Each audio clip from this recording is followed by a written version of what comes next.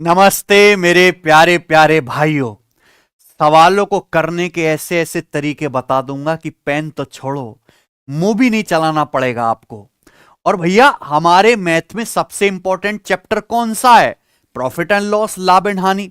मैं कहूं पूरे कॉम्पिटिटिव एग्जाम के गणित का सबसे इंटरेस्टिंग, सबसे मजेदार और सबसे ज्यादा पेपर में पूछे जाने वाला चैप्टर है प्रॉफिट एंड लॉस। तो मेरे प्यारे भाई, इसके जितने ज्यादा आप अच्छे मेथड्स जान लो, जितने ज्यादा टाइप की आप प्रैक्टिस कर लो, उतना ही बढ़िया है। और इस खतरनाक कंसेप्चुअल क्लास में मैं आज आपको जो पेपर में आते हैं नो प्रॉफिट नो लॉस वाले सवाल, आपने देखे होंगे कि सामान को बेचने से ना तो कोई लाभ हो रहा है ना कोई हानि हो रही है, नील बटे सन्नाटा है, लंका लगी पड़ी है। ऐसे सवालों को मैं आपको सेकंड सेकंड में सॉल्व करना सिखाऊंगा और मैं हर लेवल के सवाल प्यारे दोस्तों आपको कराऊंगा। ठीक है, उससे पहले आप हमारे इस प्यारे चैनल को सब्सक्राइब कर लीजिएगा मेरे प्यारे भाई। ठीक है, ये चैनल कॉन्सेप्ट किंग तूफान मचा रहा है मेरे दोस्तों, कई लोगों को जला भी रहा है। और मेरे भाई, यहां पे अलग अलग चैप्टर की, अर्थमेटिक की, एडवांस की छोटी छोटी कंसेप्चुअल वीडियोस आपको देखने को मिलती हैं। और सबसे अच्छी बात कि जो सवालों का कंपाइलेशन है और जो सॉल्यूशन है वैसा कहीं नहीं है मेरे दोस्त। ठीक है, आज की इस क्लास में प्यारे दोस्त हम नो प्रॉफिट नो लॉस सीखेंगे। तो क्या आप सीखने के लिए तैयार हैं? सबसे पहले मैं आपको कॉन्सेप्ट बताता हूं। कॉन्सेप्ट समझो तभी तो सवाल कर पाओगे मेरे भाई। मान लीजिए कि आप दो वस्तु खरीदते हो, आपकी परचूनी की दुकान है, आपने सर्फ भी खरीदा और आपने साबुन भी खरीदा। अब खरीदने के बाद दुकान में रखोगे थोड़ा ना, ग्राहकों को बेचोगे, आप बेचते हो। आपने सर्फ खरीदा, साबुन खरीदा, दोनों को बेचा।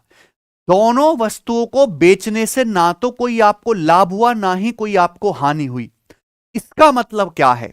दो वस्तुओं को ना लाभ ना हानि पर बेचा जाता है। आपने अलग अलग सामान खरीदा, बेचा, सारे ट्रांजैक्शन सभी वस्तुओं पर मिलाकर ना तो कोई लाभ हो रहा है ना हानि। इसका मतलब यह है कि जो टोटल कॉस्ट प्राइस है, जो कुल लागत मूल्य है, वो टोटल सेलिंग प्राइस, कुल बिक्री मूल्य के बराबर है। यानी कि आपने सामान जितने रुपए का खरीदा है टोटल, वो बाद में उतने ही रुपए का बिक गया। ये लॉजिक क्लियर है? आप बोलोगे हां जी सर बिल्कुल सही। या इस बात का एक और मतलब है मेरे भाई, देखिए आपने सर्फ खरीदा, मान लो आपको उसको फायदा हो रहा है बेचने से। आपने साबुन खरीदी, उसको बेचने से आपको नुकसान हो रहा है। तो भैया, एक सामान पे जितने रुपए का प्रॉफिट हो रहा है, अगर दूसरे पे उतने ही रुपए का लॉस हो जाए तो ओवरऑल क्या होगा? ना लाभ ना हानि। यानी कि एक आर्टिकल का प्रॉफिट दूसरे आर्टिकल पर लॉस के बराबर है। अगर एक वस्तु पे होने वाला लाभ दूसरी वस्तु पर होने वाले हानि के बराबर है, तो इसका मतलब पूरे सामान पर ना तो आपको कोई प्रॉफिट होगा ना ही आपको कोई लॉस होगा। ये बात समझ में आ रही है बच्चों आपको? मान लीजिए आपने दो पेन खरीदे, एक पेन को बेचने से आपको 5 रुपए का प्रॉफिट हुआ, दूसरे पेन को बेचने से 5 रुपए का नुकसान हुआ। तो दोनों पेन पे मिला के क्या हुआ? शून्य, ना प्रॉफिट ना लॉस। तो ये दोनों कॉन्सेप्ट आपको अच्छे से समझने हैं। अब इस पर बेस्ड हम आपको सवाल करके दिखाएंगे। पहला सवाल जो आया है सीएचएसएल 2021 प्री के पेपर में, सुजाता ने 1080 रुपए में दो वस्तुएं खरीदी। कुल दो वस्तु खरीदी सुजाता ने 1080 रुपए खर्च करके। एक वस्तु को 25% लाभ पर, दूसरी को 20% लॉस पर बेचने से उसे ना तो लाभ हुआ ना ही हानि। दोनों वस्तुओं के क्रय मूल्य का अंतर क्या है? ठीक है ना? सवाल के अनुसार by selling one at a profit of 25%, other at a loss of 20%, she neither gains nor incurs loss. ना तो उसे गेन होता है ना लॉस होता है। तो आपसे पूछा है दोनों वस्तुओं के क्रय मूल्य का सीपी का डिफरेंस क्या है। सबको सवाल समझ में आ गया? ध्यान सुनिएगा। मान लो जैसे पहली वस्तु का क्रय मूल्य ए है, दूसरी वस्तु का क्रय मूल्य बी है। पहले मैं आपको बेसिक मेथड समझाता हूं, ध्यान सुनिएगा। मान लो पहली वस्तु का कॉस्ट प्राइस ए है, दूसरी वस्तु का कॉस्ट प्राइस क्या है? बी। सुजाता ने दो वस्तु खरीदी, पहली वस्तु पर कितना लाभ हुआ है? 25%। पहली वस्तु पर कॉस्ट प्राइस का 25% प्रॉफिट हुआ। पहली वस्तु पर इतना लाभ हुआ है। ठीक है बच्चे? दूसरी वस्तु पर कितना लॉस हुआ है? दूसरी वस्तु का कॉस्ट प्राइस है बी, दूसरी वस्तु पे उसके लागत मूल्य का 20% लॉस हुआ है। लॉस हुआ है। दोनों वस्तु पे ना तो कोई लाभ हुआ ना ही कोई हानि हुआ। इसका मतलब पहली वस्तु का प्रॉफिट दूसरी वस्तु के लॉस के बराबर होना चाहिए। अगर एक वस्तु पे होने वाला लाभ दूसरी वस्तु पर होने वाली हानि के बराबर है, तो दोनों पे मिलाकर ना लाभ हुआ ना हानि हुआ। ठीक है ना। तो जब आप इनको इक्वल करेंगे तो आप देखेंगे किससे कट गया, 5 पच्चे 25 और 5 चौक 20, यानी कि दोनों वस्तुओं के सीपी का रेशियो कितना आ गया, ए बटे बी कितना आ गया प्यारे दोस्तों, 4:5, 4/5 आ गया दोनों के सीपी का रेशियो, पहली वस्तु और दूसरी वस्तु के सीपी का रेशियो। समझ में आया ना बच्चे, ये मैंने आपको बताया, ध्यान सुनेगा। अगर जीवन में कोई सवाल आगे से आए तो आपको इतना भी लिखने की जरूरत नहीं है, इस सवाल यही आएगा, बट डेटा ही तो बदलेगा। आप दो वस्तु को बेचते हो, दोनों वस्तु को बेचने से मेरे प्यारे भाई ना तो आपको प्रॉफिट हो रहा है ना लॉस हो रहा है, दोनों वस्तु के सीपी का, पहली वस्तु और दूसरी वस्तु के सीपी का डायरेक्ट रेशियो आप निकाल सकते हो, इंटरचेंज कर दो, 20 इधर और 25 उधर, 20:25।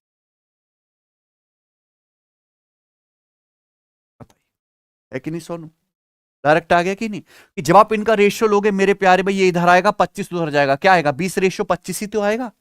ये पहली वस्तु और दूसरी वस्तु के डायरेक्ट क्या आ गया, सीपी का रेशियो किससे चला गया, ये 5 से, यानी कि 4:5। दोनों वस्तुओं का टोटल सीपी कितना है, 9। सवाल के अनुसार दोनों वस्तु कुल कितने रुपए में खरीदी, 1080 रुपए में, तो 9 की वैल्यू 1080 रुपए, कितने गुना मेरे प्यारे भाई, 120 गुना। तो आपसे क्या पूछा, दोनों वस्तु के क्रय मूल्य का अंतर, तो दोनों वस्तु के कॉस्ट प्राइस का अंतर कितना, 1 यूनिट, 1 यूनिट की वैल्यू कितनी है, ये आंसर आ गया, ठीक है ना। यानी कि पहले मेथड और बाद में ट्रिक, समझ में आना बच्चे।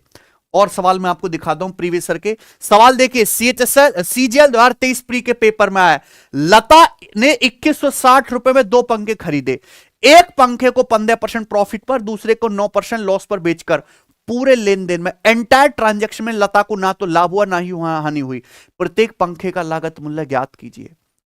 2 पंखे बेचे, दोनों को बेचने से ना प्रॉफिट हो रहा है ना लॉस हो रहा है, दोनों पंखों के सीपी का रेशियो क्या आएगा बच्चों, बताइए, डायरेक्ट इंटरचेंज कर दो, अरे इंटरचेंज कर दीजिए बच्चों, पहले पे 15% प्रॉफिट है, दूसरे पे 9% लॉस है, यानी कि क्या आएगा 9:15, डायरेक्ट कितना किससे कट गया, 3 से, 3:5, ये आ गया मेरे भाई। ऑप्शन से देख सकते हैं कि जो ऑप्शन 3:5 होगा वही क्या आएगा सवाल का आंसर, ठीक है ना। और जोड़ के कितना आना चाहिए, 2160 आना चाहिए। ऑप्शन से भी कर सकते हैं, सॉल्व करने में भी कोई बुराई नहीं है। दोनों का टोटल सीपी कितना है, 3 और 5 8, 8 की वैल्यू कितनी है सवाल में, 2160 रुपए, कितने गुना मेरे भाई, 270 गुना,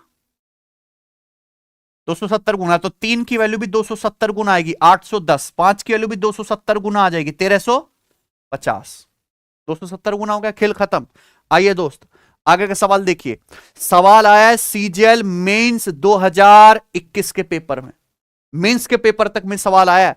अनिल ने 2 वस्तुएं ए और बी कुल 10,000 रुपए में खरीदी, दोनों वस्तु का टोटल सीपी कितना है 10,000, ए को 15% प्रॉफिट पर बेचा, बी को 10% लॉस पर बेचा, पूरे सौदे में, पूरे सौदे का मतलब दोनों वस्तुओं पर मिलाकर ना तो उसे कोई लाभ हुआ ना ही कोई हानि हुई, वस्तु ए का सेलिंग प्राइस ज्ञात कीजिए, ये ना।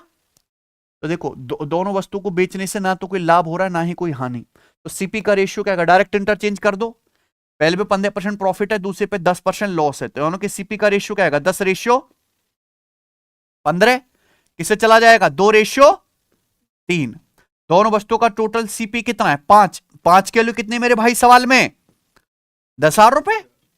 आपसे पूछा है वस्तु ए का विक्रय मूल्य, तो अगर 5 की वैल्यू 10,000 है तो 2 की वैल्यू कितनी है 4,000, यानी कि पहली वस्तु का कॉस्ट प्राइस कितना आ गया 4,000 रुपए। लेकिन कॉस्ट प्राइस नहीं पूछा, पूछा वस्तु ए का सेलिंग प्राइस, अगर सीपी 4,000 है, पहली वस्तु को कितने प्रॉफिट पर बेचा जाता है, तो 4,000 का 15% कितना होता है 600, तो 4,000 का 15 चौका 60, 600, 4,000 में 600 जोड़ देंगे तो पहली वस्तु का सेलिंग प्राइस क्या आ जाएगा, आ गया।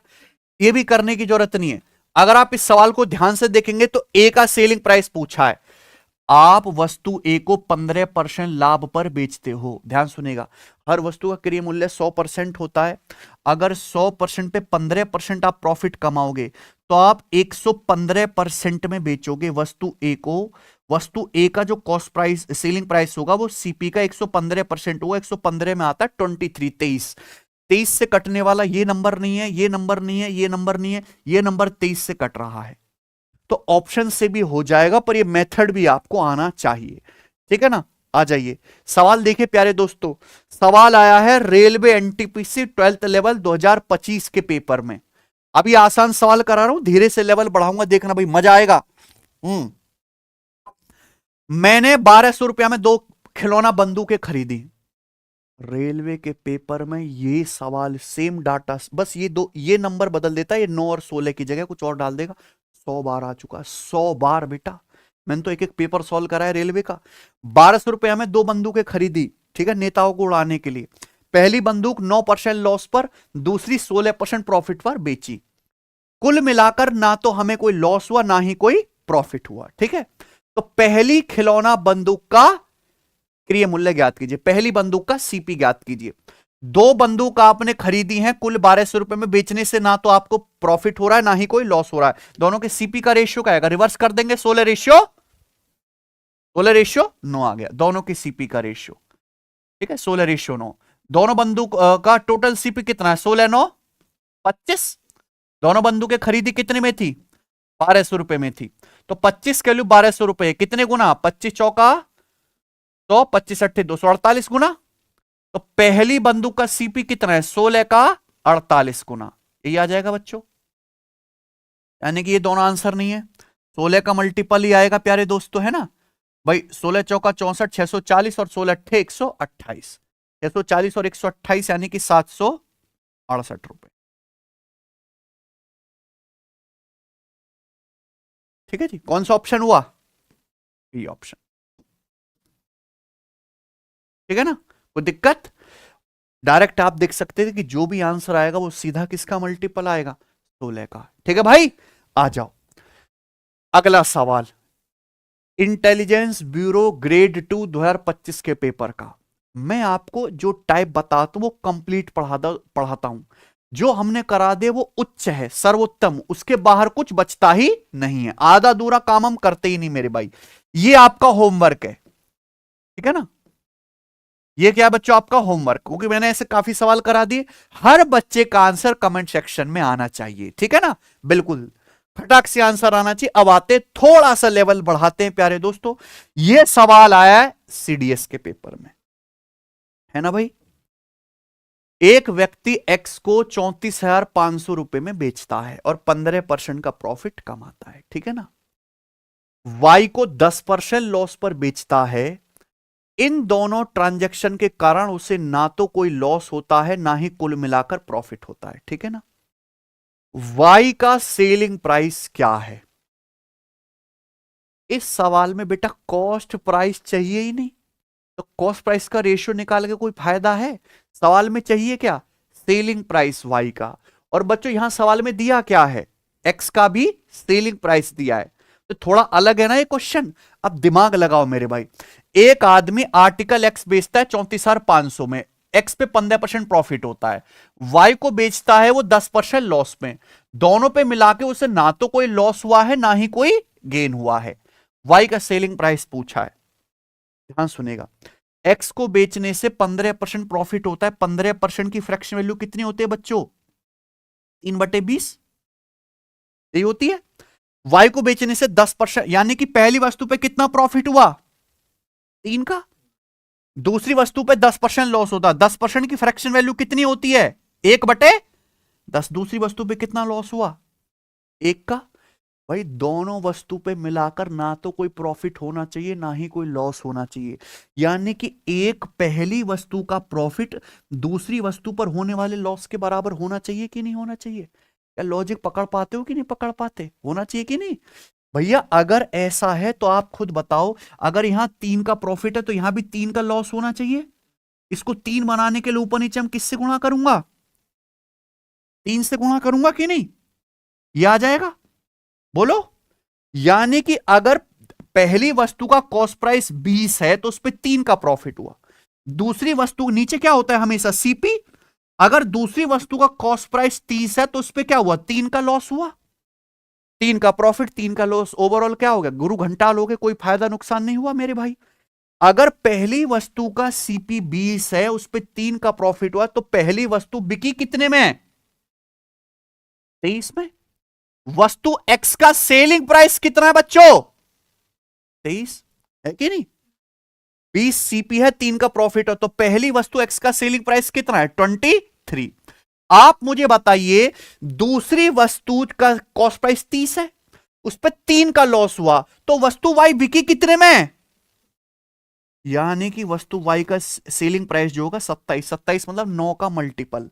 9 का मल्टीपल ये वाला आंसर नहीं है। 9 का मल्टीपल क्या होता है? अंकों का योग 9 से कटना चाहिए। 4 5 9 9 से कटता है। 4 1 ये 9 से नहीं कटता। 5 5 10 11 9 से नहीं कटता। आंसर क्या है? B option. हो गया ना सॉल्व खटाक से। 2 सेकंड ज्यादा तो नहीं लगा करने में। सॉल्व करना चाहते तो पहली वस्तु का यहां पे बच्चों क्या दिया है सेलिंग प्राइस? 34,500 रुपए।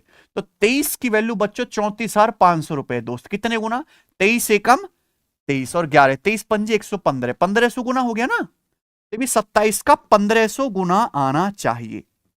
बोलो, यानी कि 15 दूनी 30,000, 15 सत्ते 105, 10,500। 30,000 और 10,500 कितना आ गया? 40,500 रुपए। यही क्या आ गया सवाल का?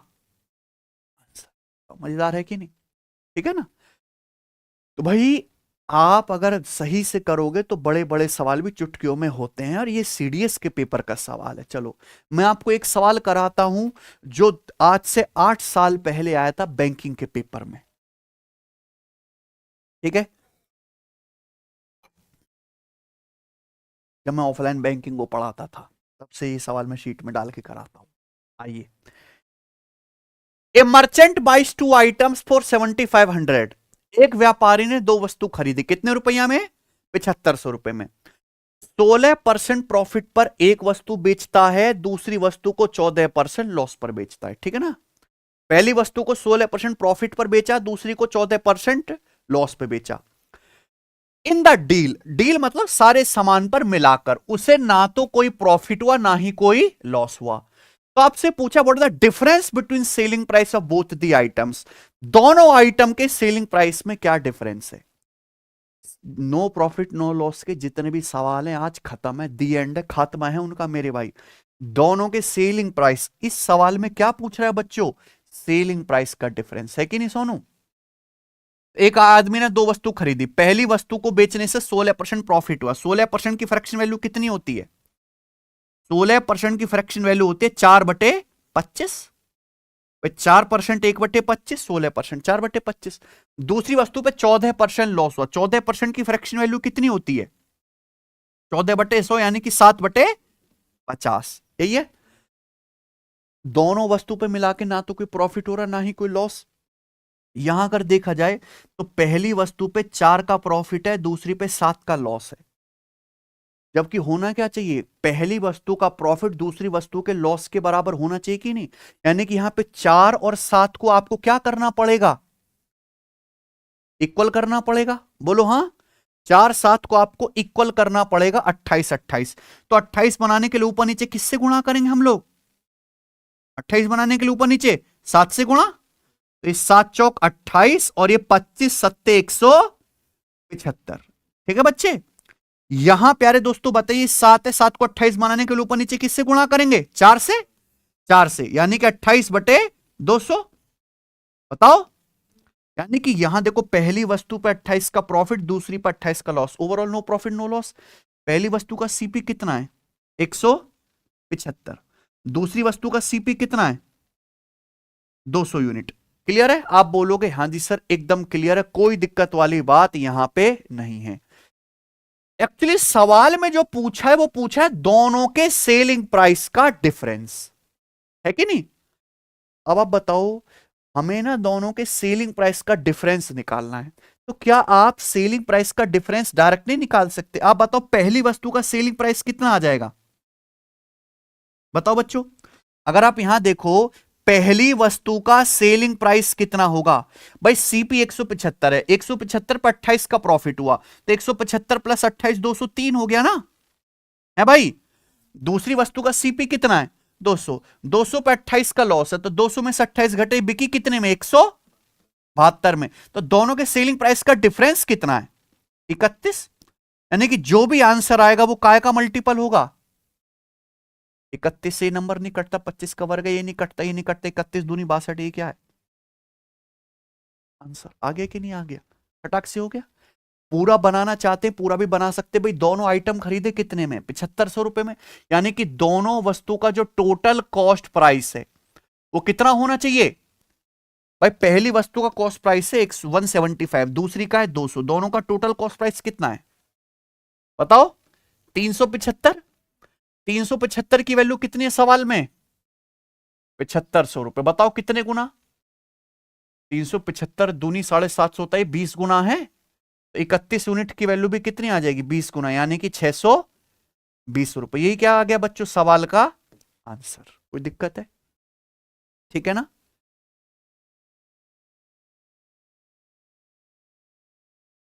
लेकिन आपको इतना भी करने की कोई जरूरत नहीं है। आप सीधा कैसे कर पाओगे? यहां पे पूरी कैलकुलेशन करे बिना ही ये ऑप्शन से। ठीक है बच्चे, आगे चलते हैं। आखिरी सवाल मैं आपको करवाता हूं जो मध्य प्रदेश पटवारी के पेपर में है 2023 में, नो प्रॉफिट नो लॉस का। और इसी के साथ आज से आप खतरनाक हो चुके हैं इस टाइप के किसी भी सवाल को पेपर में उड़ाने के लिए। करो सोनू, बताओ कैसे होएगा। When a trader sells a bull at 25% loss and a camel at 15% profit, he neither gains nor losses in the total trade. जब एक व्यापारी एक बैल को 25% लॉस में बेचता है और एक कैमल एक ऊंट को 15% प्रॉफिट में बेचता है, तो उसे ना तो कोई गेन होता है ना ही कोई लॉस होता है टोटल ट्रेड में। ठीक है ना? आगे सवाल यह है कि अगर बैल को 10% लॉस में और कैमल को 20% प्रॉफिट में बेचा जाए तो ओवरऑल प्रॉफिट या लॉस क्या होगा बिजनेस में? यानी कि बच्चों ये एक सवाल है ही नहीं, ये दो सवाल मिला दिए गए हैं, एक सवाल नहीं है। अगर आप यहां पे केवल सवाल की पहली लाइन पढ़ो तो सवाल में दिया हुआ है कि एक व्यापारी एक बुल को बेचता है कितने में बच्चों? 25% लॉस में। ठीक है ना? और कैमल को बेचता है 15% के प्रॉफिट में। और दोनों को बेचने से ना तो कोई लाभ हुआ ना ही हानि। तो क्या आप दोनों के सीपी का रेशियो नहीं निकाल सकते बच्चों? है सोनू, डायरेक्ट नहीं आ जाएगा? क्या आ जाएगा? इंटरचेंज कर दो, 15:25। तो बुल और कैमल के सीपी का रेशियो आ गया 15:25। से किससे कट गया दोस्त? 5 से। 5 तिया 15 और 5 पच्चे 25। यानी कि दोनों के सीपी का रेशियो कितना आ गया? 3:5। कोई दिक्कत है क्या? अब अगला सवाल इसके आगे शुरू हो गया कि भाई अगर वो बुल को बेचे 10% के लॉस पे और कैमल को बेचे 20% के प्रॉफिट पे, तो दोनों पर मिलाकर यानी कि बुल प्लस कैमल, बैल प्लस ऊंट, दोनों पे मिलाकर लाभ या हानि प्रतिशत क्या होगा? तो आप मुझे एक बात बताइए प्यारे दोस्तों, बुल पे कितना लॉस होगा? 3 का 10% यानी कि माइनस का 30 है ना? कैमल पे कितना प्रॉफिट होगा? 5 का 20%, 5 रुपए का 20% यानी कि 100। तो ये आ गया प्लस का 100 और ये आ गया माइनस का 30, यानी कि 70% का प्रॉफिट होगा ना बच्चों? कितने रुपए के सामान पे? टोटल कितना है? 3 + 5 8। ये आ गया क्या? फाइनल आंसर आया है पॉजिटिव, यानी कि लॉस तो होगा ही नहीं, क्या होगा? प्रॉफिट। अब 8 अट्ठे 64, 8 अट्ठे 64, यानी कि ये आ जाएगा भाई 8 से बड़ा, तो ये वाला आंसर नहीं है। 9 से छोटा आएगा, यानी कि क्या आंसर है? 8 अट्ठे 64 और 6 70 होता है, यानी कि 8 सही 3/4% आएगा मेरे भाई। ठीक है ना? कौन सा ऑप्शन हो गया? पहला वाला 8.75%। ठीक है?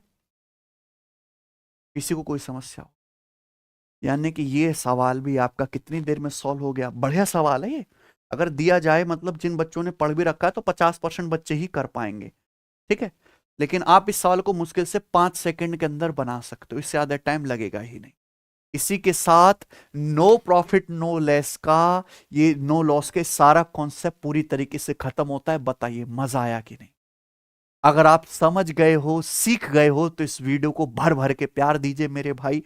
और देखिए, कोई कुछ भी कहता रहे, कुछ भी बकता रहे, इस पर इसी तरह की सीरीज आती रहेंगी मजेदार, जो आपको पसंद भी आएंगी और आप सीखोगे भी और अप्लाई ही कर पाओगे। मैं वो चीज सिखाता हूं मेरे भाई जिसके लिए आपको रटना ना पड़े। आपके दिमाग में वैसे ही इतना बोझ है, हमें कॉन्सेप्ट के सहारे चलना है, ठीक है ना बच्चों। और आपको पूरा गणित इसी तरीके से सीखना है तो आप सिलेक्शन व एप्लीकेशन पर हमारा math special 0 to hero recorded batch join कर सकते हो। मैं वहां बिल्कुल इसी तरीके से पढ़ाता हूं, पहले कॉन्सेप्ट फिर उस पे टाइप वाइज सिस्टमेटिक सवाल, और सारी रिकॉर्डेड क्लास आपको एक साथ मिल जाएंगे। आपको किसी चैप्टर को पढ़ने के लिए वेट करने की जरूरत नहीं है, ठीक है। वीडियो पसंद आई हो तो लाइक करिएगा। धन्यवाद।